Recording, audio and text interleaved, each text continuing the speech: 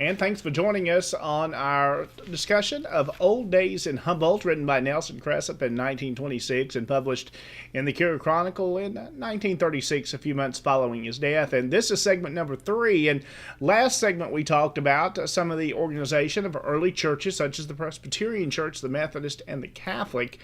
We discussed that last segment. Also, the Baptist organized, following the Civil War, built a building and established a church here as well.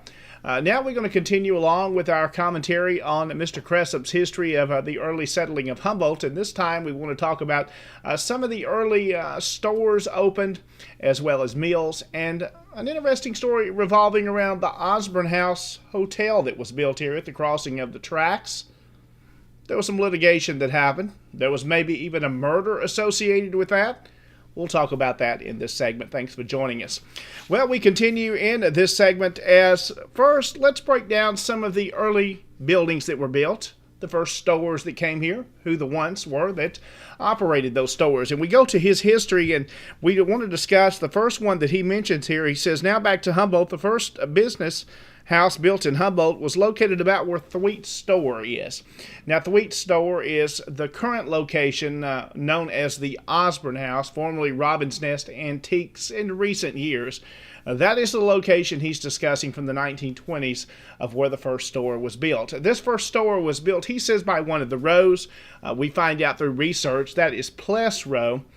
He actually established a saloon there of some sorts as well. He was involved in that in his lifetime in a couple of locations. But this one here was mainly a general merchandise store, and it goes on to tell some of the things that they offered. They sold groceries, supplies, whiskeys, tobacco, etc. And he tells an interesting story that he says he was never actually in this store. Well, I find some humor in that in Mr. Cressup's story that he probably was there. Well, he talks about Mr. J.L. Blakemore, who we mentioned earlier was one of the early settlers of the town that settled out west of the current city limits of Humboldt. Well, he was there and visited that store. He had a horse that we find out that was named Hill and came from Hill Mason. Masons came from what later became Crockett County, settled in the Masons Grove community, a lot of those from that area. Well, some of this merchandise, of course, was shipped in from Memphis to this store, came down by basically wagon, horse, and buggy, and you can only imagine what a big deal it was to get merchandise sent to this location. Of course, he mentions this was the first store built by Pless Row. Now, there's also, in some other histories and some other references, that John C. Gillespie was the first store owner here in town. There's some question about that, as well as a firm by the name of W.H. Simmons, or it may have been pronounced Simons, a couple of different spellings of that name. They had an early general merchandise store as well. We know John C. Gillespie had actually already moved in town by this time to the mid-1850s, came from the Enterprise community, which was out the Humboldt-Gibson-Wells Road in the McCleary campground area. That's where John C. Gillespie is actually buried when he died in 1877. So we do know he came to town and he set up his property and store where the depot would be built for the Mobile and Ohio Railroad, which is going to be where the current cotton mills are, which is going to be at the south end of Central Avenue. It'll actually butt into McKnight. That vicinity right there where the radio tower for WIRJ is in that vicinity as well. And the first depot, the first store set up there, John C. Gillespie named the first postmaster, of course, being with the depot set up. We find out in other histories that John C. Gillespie was an early settler, and plus this Mr. Simmons, or Simons, however it's pronounced, had a store as well. And you see all these guys are actually buying back and forth through each other. And a couple of their account books, especially the ones for Simmons and as well as Gillespie, some of these account books still exist, and you find out they were actually buying and selling things between each other.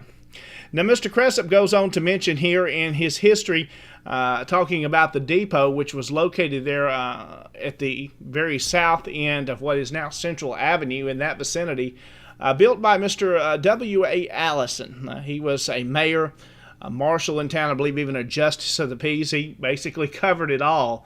One of the earliest settlers. He's buried in Rose Hill Cemetery.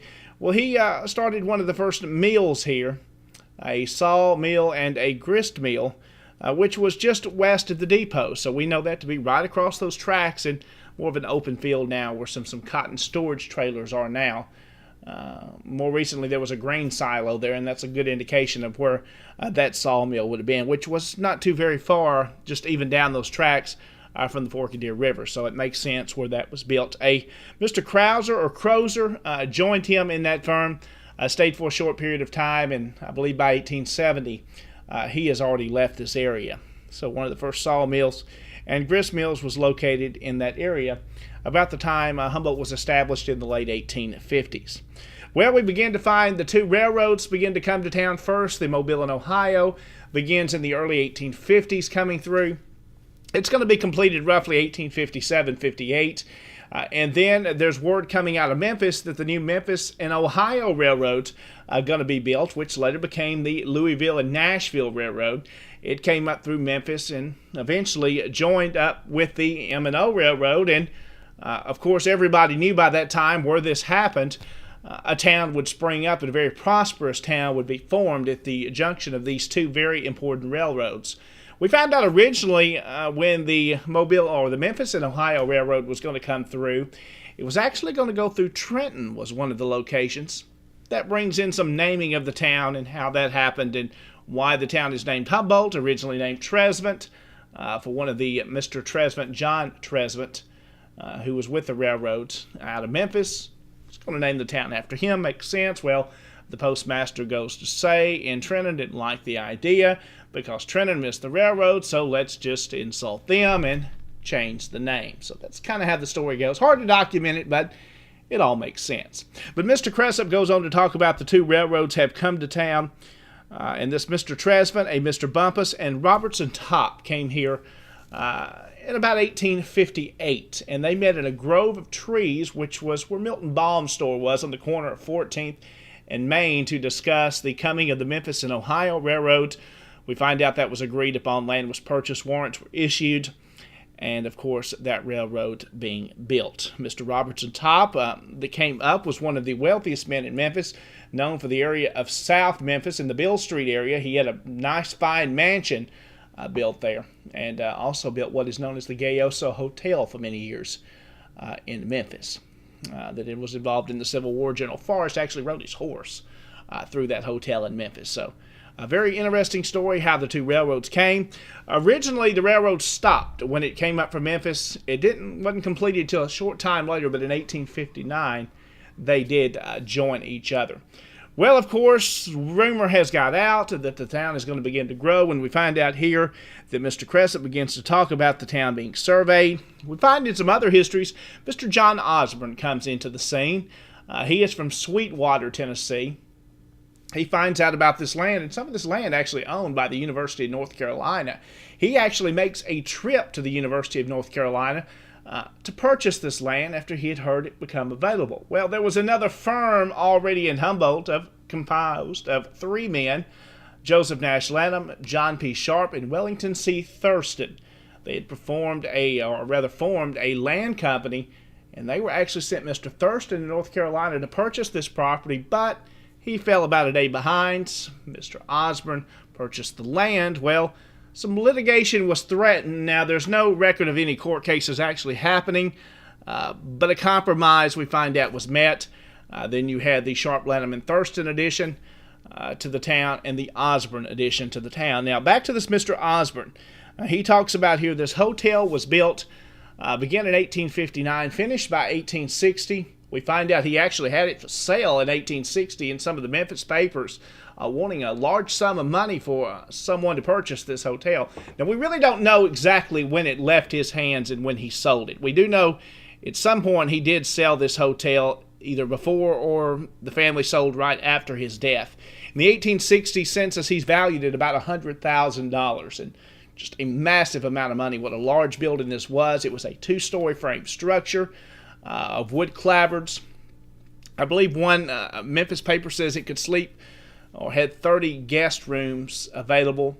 Of course, all the amenities. You eventually find that the two railroads put their passenger station there at this location. It stood on the northwest portion of the crossing of the tracks, an empty field there now. Many folks remember that later being the Donovan Hotel, a later brick structure that was built.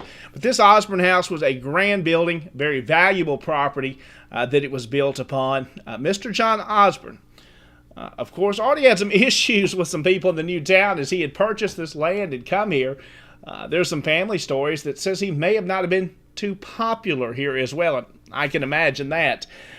We go on to read here. It tells about a story as Mr. Cressup is off to war. He heard this story, and I want to read it to you.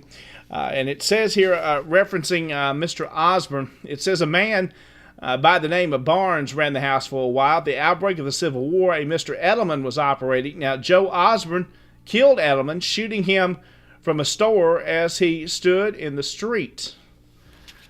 Now, Joe Osborne, we find out, is the son of John Osborne. This Mr. Edelman come from Hardeman County, who was already in the hotel business, operating a hotel down that way. He must have come here sometime between 1860 and 62. We know by 1862 he was already here. There's some documentation and actually some checks that he had signed in the late 1862. So we know this Mr. Edelman was still alive by that time. We know by the end of 1865, John Osborne died August the 4th of 1865. So somewhere in between that time, something happened. Now, why was Mr. Edelman killed? Did he stand for the Union or the Confederacy? Did the Osborne stand for the Union or the Confederacy? You've got to think that this was in the middle of the war between the states. A lot of interesting things could have happened. There's a lot of ideas what could have happened around this situation that caused it. Did this Mr. Edelman kind of take the hotel from the Osbornes? Well, we know something happened because the Osbornes all left this area by 1867. They were all gone. Many of them moved off to the Texas area where they remained. Got to contact a family member several years ago, and they told about some dishes that were supposedly in this hotel that still existed that may have been thrown down some stairs at soldiers. And these dishes have been proven to be of that era. So very interesting stories surround the Osborne House. What a grand building it was. It was owned and operated by many different folks. Became the Dunlap House at one point. Mr. Jester came in, and several different folks. Mr. A.J. Barnes owned it, and they all began to sell it. And finally, in I believe 1890 or 1891, it burned. Later, another brick structure was built. The Donovans operated that. It became known as the Donovan Hotel until that one's demise when it finally burned in, I believe, the 1960s. So the grandest building in Humboldt probably ever built was the Osborne House. A lot of controversy surrounds the Osborne family in this town. There is a street in Humboldt, of course, named Osborne Street. We assume that's named after the Osborne family, most likely John Osborne. Now, what's interesting is where it's located, that most of it falls in the Sharp-Lanham and Thurston addition to the town. Interesting story. Some of the early building up of Humboldt, of course, took place at the crossing. The first building actually took place there of many structures being built. We know of Mrs. Donahoe operated a saloon during the Civil War, and before, at the crossing, she was an Irish woman, and she was there even into the 1880s before she passed away or family moved off from here. So Humboldt began to build up at the time of the war. Of course, the war came in and really devastated this area for most of the time under federal occupation. Many homes were burned, many structures were burned. There was a nice school that was built for the female college later on. It was burned as it was used for a hospital. Humboldt suffered a tremendous loss during that time and really never fully recovered until a good bit after the Civil War during Reconstruction. And about the time that did, another fire broke out in the main business district of town and burned it all up, and really took a long time to overcome that. And you can really see that by some of the smaller buildings that are along Main Street today. Again, that's going to wrap it up pretty much for this segment, as we've talked about the Osborne House and possibly a murder associated with it. The dates are right, in the mid-1860s. What happened? Why did Osborne kill Edelman? I guess that's one of those things we'll probably never know, but hopefully one day those answers will come to light. Again, the M&O Railroad and the L&N Railroad, two of the most popular railroads in West Tennessee. Later, the IC Railroad came through and used some of the tracks, but ended up missing Humboldt due to some landowners that thought their land was a little more valuable than it was probably worth. Well, They went around Humboldt, and Humboldt could have missed the third railroad. Well, that brings us up to about 1865. We'll come back and we'll, in the next segment, talk more about Mr. Cressup's history of the old days of Humboldt.